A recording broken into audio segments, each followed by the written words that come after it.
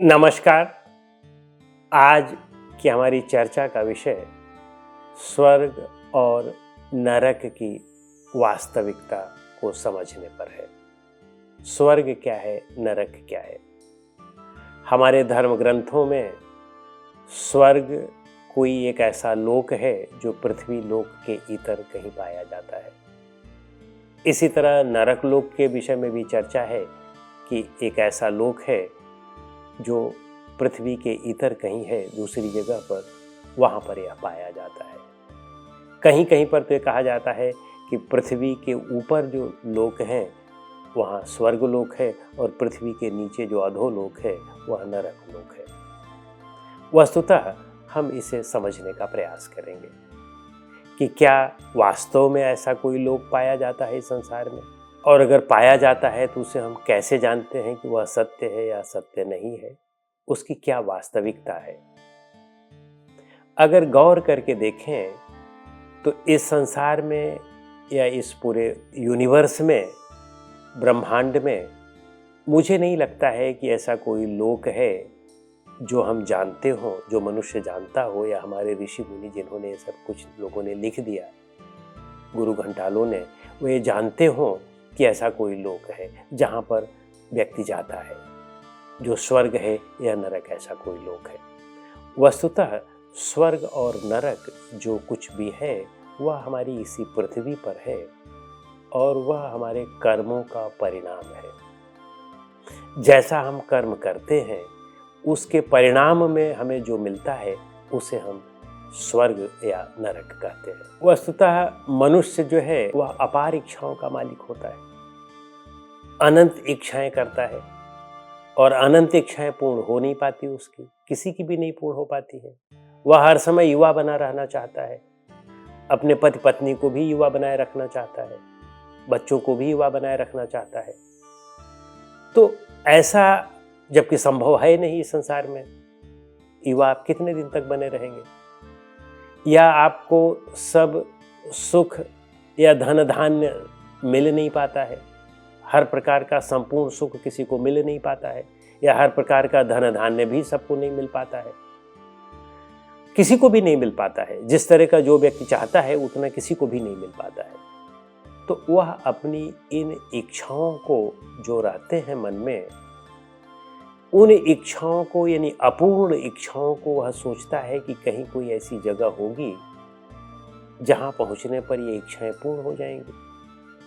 और हमारे गुरु घंटालों ने ऐसा लिख भी दिया कि जो ऐसा स्वर्गलोक है, उस स्वर्गलोक में जाएंगे तो वहाँ हीरे जवाहरात है। यानी जो बेचारे निर्धन हैं उनको आकृष्ट करने के लिए यह लिख दिया गया कि वहाँ हीरे जवाहरात हैं, हीरे जवाहरातों का मकान है, वहाँ नाली में भी हीरे जवाहरात बहते रहते हैं, सड़कें भी हीरे जवाहरात की हैं, और यह भी लिख दिया गया कि वहाँ अनेक सुंदरियाँ और अप्सराएं भी पाई जाती हैं। इसी तरह से अन्य धर्मों में भी लिख दिया गया, हूरे गिलमे ये सब पाए जाते हैं। और मुस्लिम धर्म में तो यह भी लिख दिया गया कि वहाँ पर पानी की नदियाँ हैं, वहाँ पर शराब की नदियाँ हैं और अप्सराएं हैं, बहुत बाग बगीचे हैं। क्योंकि अरब में जो मूलतः रेगिस्तान की जगह है वहीं पर यह धर्म फला फूला, तो वहाँ पर जो है पानी की वैसे भी कमी होती है और हरियाली की भी कमी होती है। तो लोगों ने लिख दिया कि बस जब स्वर्ग जाओगे तो वहाँ पर ये सब चीज़ें बहुत सब मिल जाएंगी आपको, क्योंकि जिस चीज़ की कमी है उसी चीज़ को हम प्राप्त करने के लिए हमने स्वर्ग बना दिया, अपनी अपूर्ण इच्छाओं को पूर्ण करने के लिए। तो यह हमारी अपूर्ण इच्छाएं, जो अतृप्त इच्छाएं हैं, उनको पूर्ण करने के साधन के रूप में हमने कल्पना कर ली। बाकी ऐसा कुछ है नहीं कि कहीं पर कोई स्वर्ग है, उस स्वर्ग लोक में आप जाओगे। हमारे यहाँ गीता में भी या हमारे यहाँ धर्म ग्रंथों में भी स्वर्ग की तो बात आई, लेकिन यहाँ पर इतना जरूर आया कि आप जैसा कर्म करते हैं, बहुत अच्छा कर्म करते हैं, तब आप वहाँ पर जाएंगे। और हाँ, वहाँ पर आप अनगिनत समय तक नहीं रहेंगे, अनंत समय तक नहीं रहेंगे, हमेशा के लिए नहीं रहेंगे। जब आपके कर्मों का फल समाप्त हो जाएगा तो फिर आप वापस आएंगे।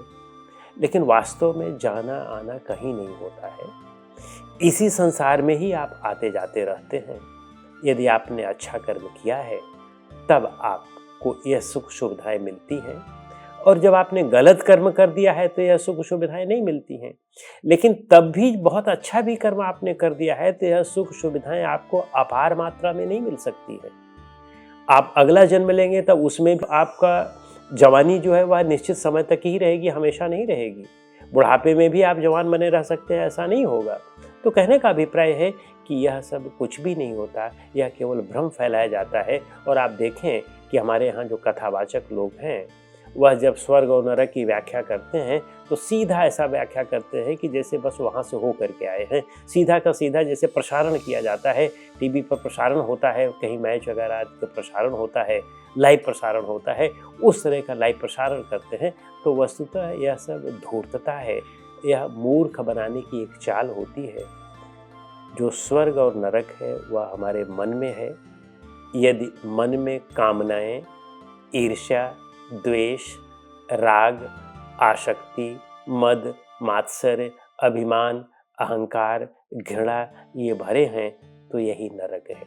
इसमें मन चंचल बना रहेगा और यह चंचल मन आपको कभी चैन नहीं लेने देगा, शांति नहीं लेने देगा। आपके शरीर को भी अस्वस्थ रखेगा, आपके अगल बगल के जितने लोग हैं वह भी आपसे त्रस्त रहेंगे और आप तो स्वतः त्रस्त रहेंगे ही रहेंगे। तो कहने का मतलब मन की चंचलता ही नरक है। और जब आपने मन को अपने ठीक कर लिया, मन को सुधार लिया, मन पर नियंत्रण कर लिया, अपनी कामनाओं पर नियंत्रण कर लिया, अपनी आसक्ति का परित्याग कर दिया, राग द्वेष से आप रहित हो गए, तो यही आपका स्वर्ग है। और इसलिए जो स्वर्ग और नरक है वह हमारे मन के ही अंदर है, हमारे अपने कर्मों में है। बस उस पे सुधार कर लिया जाए तो हमारा जीवन स्वर्ग है। और यदि उसमें सुधार न किया गया तो यह जीते जी हम केवल नरक भोगते हैं। बाकी हम कल्पना करते रहें कि हम फिर स्वर्ग में जाएंगे तो हमें ये मिलेगा वो मिलेगा, वह कभी मिलने वाला नहीं है। केवल आप अंधविश्वास फैलाते हैं, और अंधविश्वास फैलाने के तो दोषी है ही हैं, साथ में इस अपने अमृत तुल्य जीवन को, जिसमें आप अपने मन को स्वर्ग बना सकते थे, अपने घर परिवार को स्वर्ग बना सकते थे, उससे भी वंचित रह जाते हैं और कहीं पर कुछ भी नहीं मिलता है। यह जीवन व्यर्थ चला जाता है। जिस जीवन में हम सब कुछ प्राप्त कर सकते थे, पूर्णता प्राप्त कर सकते थे, जन्म और मृत्यु के बंधन से मुक्त हो सकते थे, मोक्ष हो सकते थे, वह जीवन व्यर्थ चला जाता है। तो इसलिए इसकी वास्तविकता को समझें और उस तरह से अपने जीवन को जीने का प्रयास करें। नमस्कार।